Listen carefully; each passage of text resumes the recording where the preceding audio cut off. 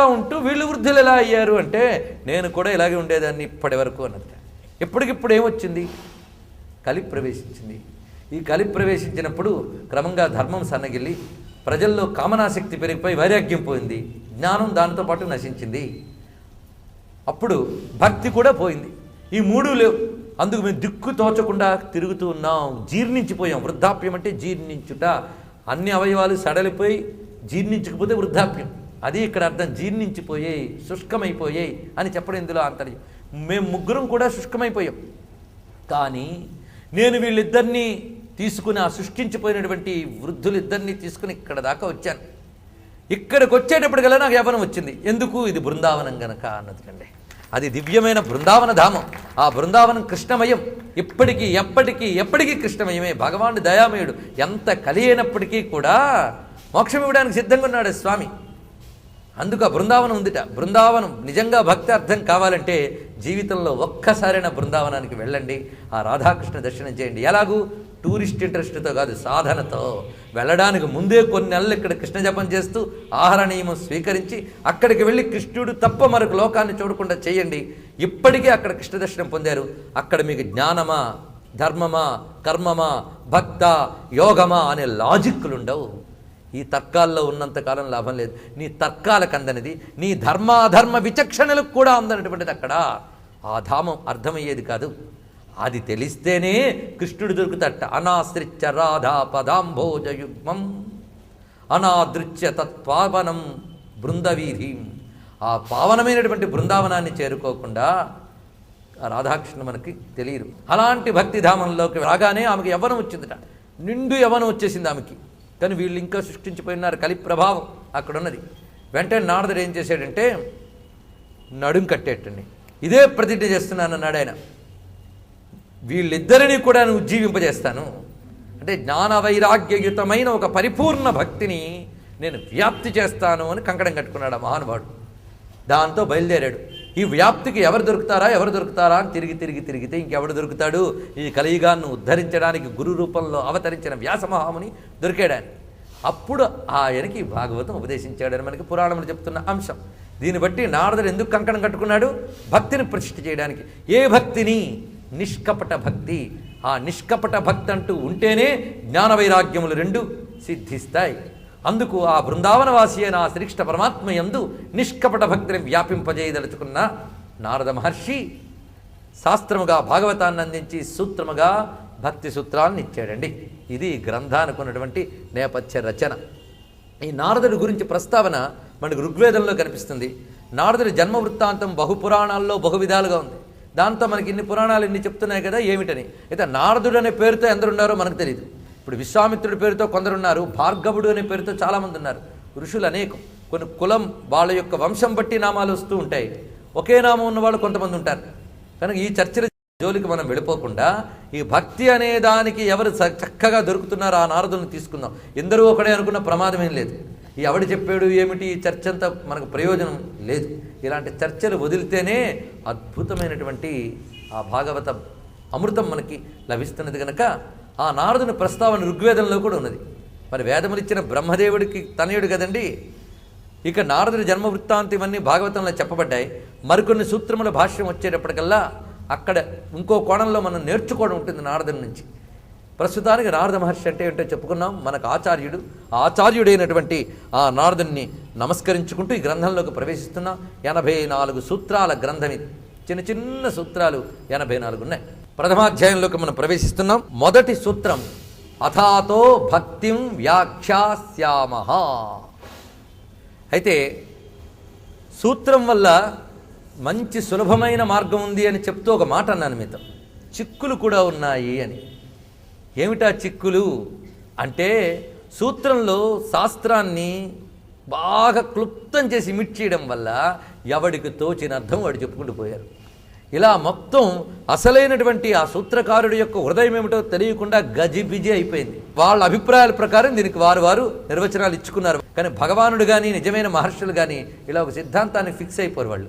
ఎందుకంటే మనల్ని బాగు చేయడం వాళ్ళకి ఉద్దేశం. అంతే సిద్ధాంతాలు చూస్తారండి వాళ్ళు. పిల్లవాడికి బాగు చేయడం ఉద్దేశం. అక్కడ ఏ సిద్ధాంతం బట్టి బాగు చేయాలా, ముందు బాగు చేయి అంతే. అలాగా ఆ బాగు చేసే ఉద్దేశంతో వాళ్ళ స్థాయికి తగ్గట్టుగా చెప్తారు.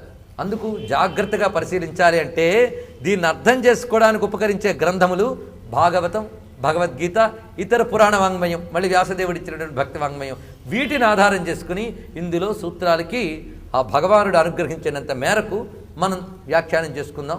అందినంత మేర విబుధ జనుల వలన విన్నంత కన్నంత తెలియవచ్చినంత తేటపరతం.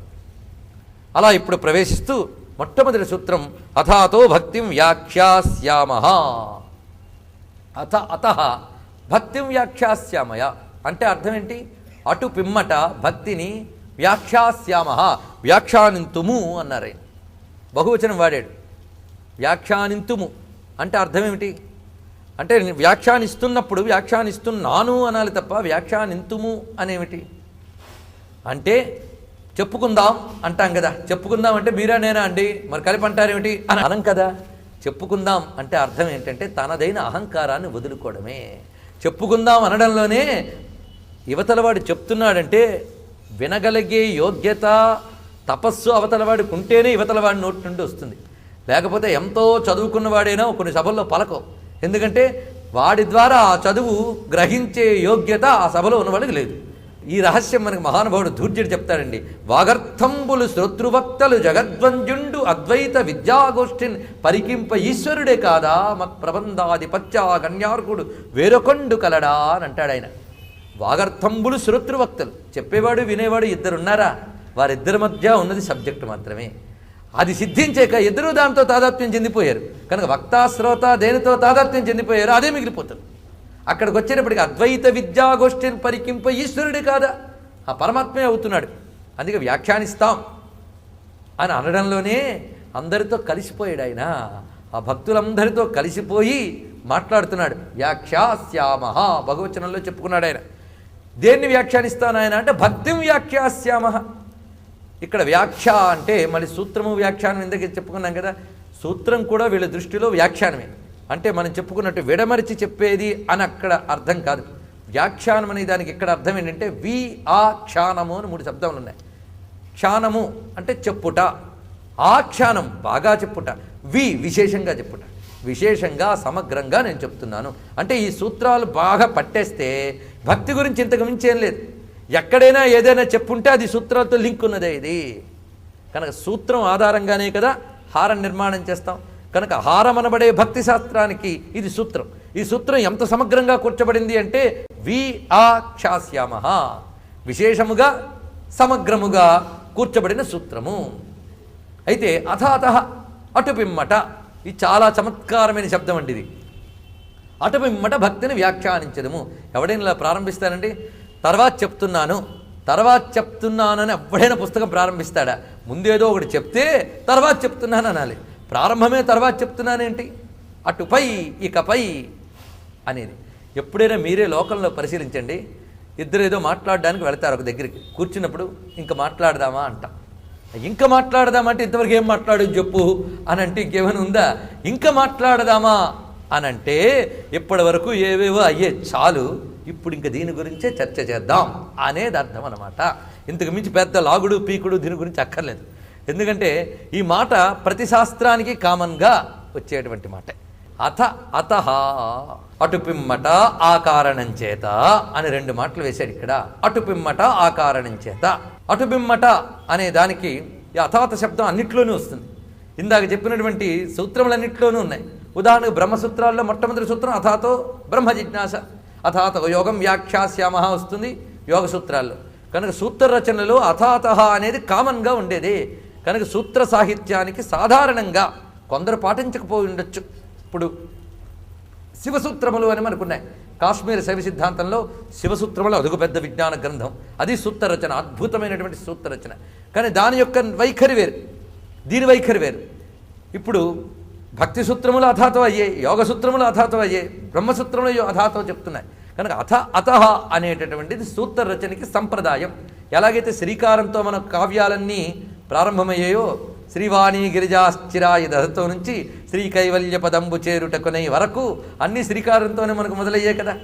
మనకు శ్రీకారంతో కావ్యం రాయాలనేది ఎలాంటి సంప్రదాయమో, వేదాంత శాస్త్రాన్ని బ్రహ్మ విద్యని అథ శబ్దంతో ప్రారంభించడం సంప్రదాయం.